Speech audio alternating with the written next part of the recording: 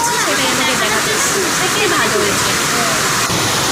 তারপর তো বাইরে এসে দেখি ঝমঝমিয়ে প্রচণ্ড পরিমাণে বৃষ্টি, প্রচণ্ড পরিমাণে বৃষ্টি। এই কদিন আমাদের এদিকে প্রচুর বৃষ্টি হচ্ছে, বলার মানেই নেই, কন্টিনিউ হয়েই চলছে।